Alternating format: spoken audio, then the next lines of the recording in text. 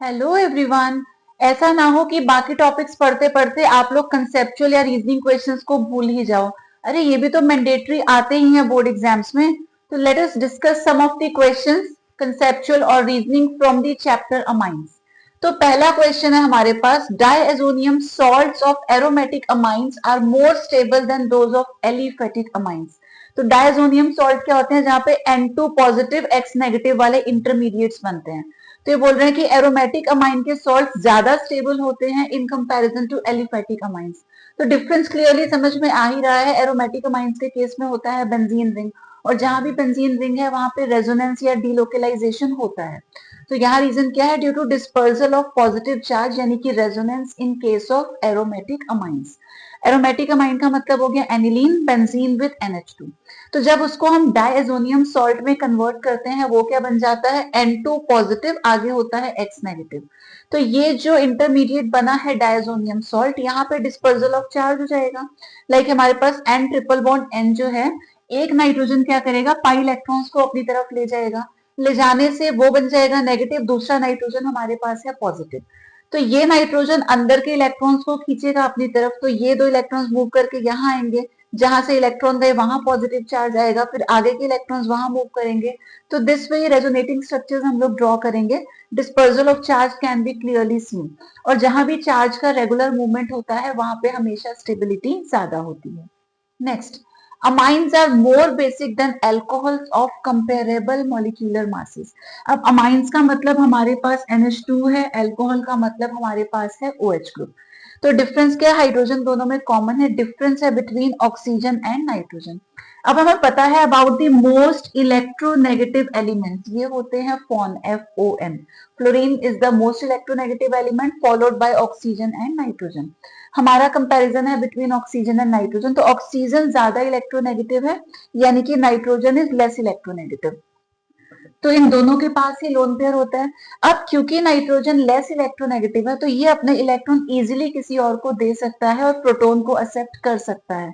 On the other hand ये ज्यादा electronegative है, ये अपने इलेक्ट्रॉन्स को टाइटली पकड़ के रखेगा, किसी और को देगा ही नहीं, तो ये बेस की तरह काम नहीं कर पाएगा। तो nitrogen being less electronegative can easily donate its lone pair of electrons to a proton. तो बेस क्या करते हैं, बेसिस H पॉजिटिव को एक्सेप्ट करते हैं ना, तो ये लोन पेयर की वजह से इजीली अवेलेबल करा देगा टू एनी H पॉजिटिव और उसे ऐड कर लेगा अपने साथ।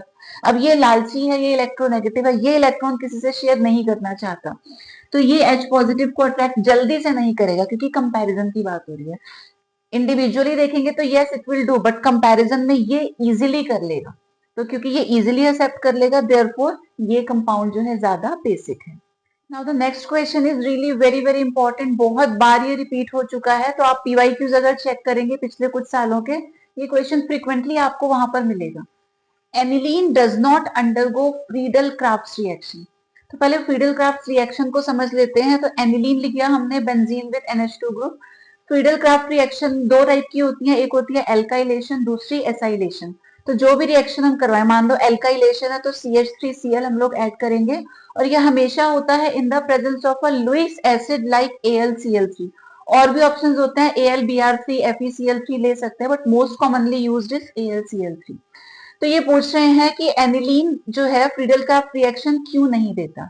अगर हम ध्यान से ऑब्जर्व करें तो यहाँ पे हमने यूज किया AlCl3 which is a Lewis acid, क्योंकि ये इलेक्ट्रॉन डेफिशिएंट कंपाउंड होता है। एल्यूमिनियम के यहाँ 3 बॉन्ड्स बन रहे हैं, 3 बॉन्ड का मतलब हो गया देयर आर 6 इलेक्ट्रॉन्स। इसकी ऑक्टेट कंप्लीट नहीं है, जिसकी वजह से ये लुइस एसिड है। ऑन दी अदर हैंड ये जो एनिलीन है, यहाँ पे नाइट्रोजन के पास लोन पेयर अवेलेबल है, जिसकी वजह से ये लुइस बेस का काम करता है।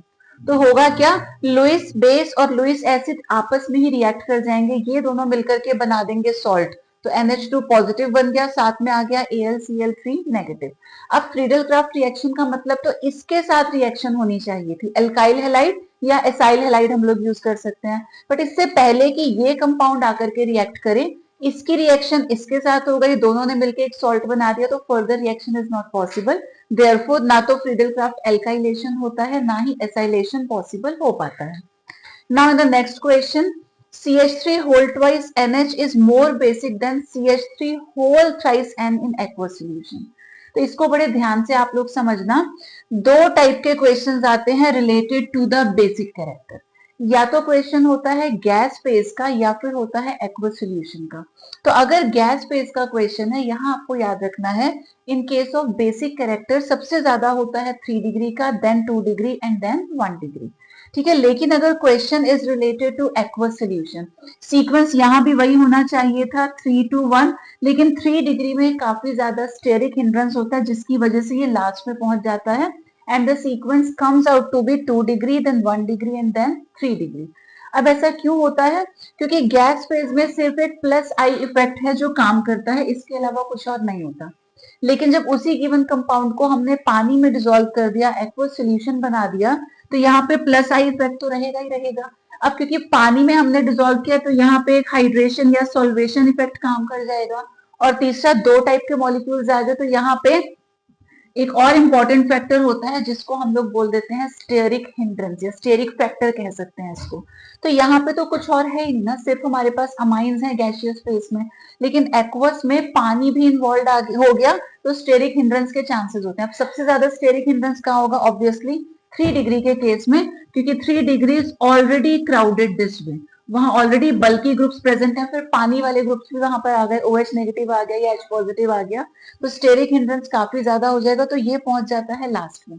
अब इन्होंने क्या बोला? CH3 whole twice NH, nitrogen के साथ 2 कार्बन जुड़े हैं यानी कि दिस इज 2 डिग्री, और यहाँ पे नाइट्रोजन के साथ 3 मिथाइल ग्रुप्स जुड़े हैं तो ये हो जाएगा 3 डिग्री। तो बोलते हैं 2 डिग्री वाला ज्यादा बेसिक है इन कंपैरिजन टू 3 डिग्री, हमें पता ही है 2 वाला ज्यादा है in comparison to 3 degree. Reason क्या है? 3 डिग्री के केस में होगा steric hindrance. In the next question, aniline is acetylated before nitration reaction. देखिए अब होता क्या है, एनिलीन हो गया बेंजीन विद NH2, नाइट्रेशन का मतलब हम लोग इसकी रिएक्शन करवाएंगे नाइट्रिक एसिड यानी कि HNO3 के साथ। अब ये जो NH2 ग्रुप होता है ये बहुत ज्यादा रिएक्टिव होता है।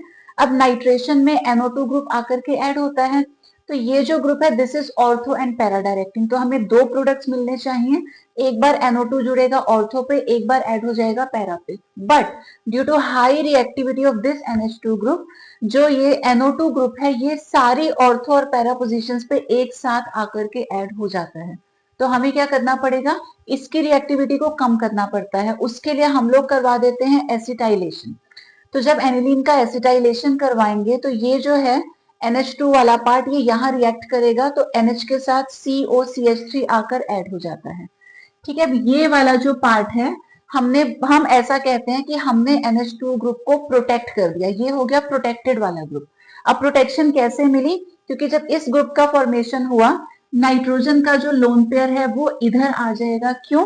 क्योंकि out of carbon and oxygen, oxygen is more electronegative, वो यहाँ के पाई इलेक्ट्रॉन्स को लेकर के जाएगा, तो कार्बन की वैलेंसी को सेटिस्फाई करने के लिए नाइट्रोजन का लोन पेयर यहाँ आके इन्वॉल्व हो जाएगा। अब नाइट्रोजन की रिएक्टिविटी इसी लोन पेयर की ही वजह से तो होती है, लोन पेयर कहीं और जाकर के एंगेज हो गया तो ऑब्वियसली इसकी जो रिएक्टिविटी है कम हो जाएगी। अब ये ग्रुप प्रोटेक्ट हो गया, रिएक्टिविटी कम हो गई। अब अगर हम नाइट्रेशन करवाएंगे इस वाले पर्टिकुलर कंपाउंड का, अब क्या होगा? NO2 ग्रुप जो है सिर्फ एक ही पोजीशन पे ऐड होगा, वो भी हो जाएगा पैरा पोजीशन पे। ऑर्थो पे भी कम ही चांसेस है क्योंकि ये ऑलरेडी इतना बल्कि ग्रुप प्रेजेंट है, तो इन दोनों में आ जाएगा स्टेरिक हिंड्रेंस। तो ऑर्थो पे भी नहीं आ पाएगा, वो ग्रुप सीधा पैरा पे आ जाएगा, तो para product will be the major product. तो अगर हम प्रोटेक्शन नहीं करवाएंगे तो हमें इस टाइप का प्रोडक्ट मिलेगा जहां नाइट्रो तीनों पोजीशंस पे एक साथ आएगा। Now in the next case, pKb of aniline is lower than Meta nitro aniline. अब केबी और पीकेबी से रिलेटेड क्वेश्चंस भी बोर्ड्स में फ्रिक्वेंटली पूछे जाते हैं। ठीक है, तो अब पीकेबी की बात हो रही है, जहां पे बी होगा, पी मतलब बेसिक कैरेक्टर, अगर यहाँ पे ए लिखा होता तो वो होता एसिडिक कैरेक्टर। अभी हम बेसिक कैरेक्टर ऑफ एनिलीन की बात कर रहे हैं। यहाँ पे आपको याद रखना है बेसिक कैरेक्टर हमेशा उसका ज्यादा होता है जहां पर इलेक्ट्रॉन डेंसिटी ज्यादा होती है। क्लियर? अब दो में कंपैरिजन है, one is aniline and the second is Meta nitro aniline. तो ये सिंपल बेंजीन विद NH2 है और यहाँ पे एक्स्ट्रा हमने मेटा पोजीशन पे नाइट्रो ग्रुप पे ऐड कर दिया। अब जो नाइट्रो ग्रुप होता है वो होता है इलेक्ट्रॉन विदड्रॉइंग, और ऐसे ग्रुप्स हमेशा बेसिक कैरेक्टर को डिक्रीज कर देते हैं। तो यानी कि मेटा नाइट्रो एनिलीन का बेसिक कैरेक्टर कम हो गया।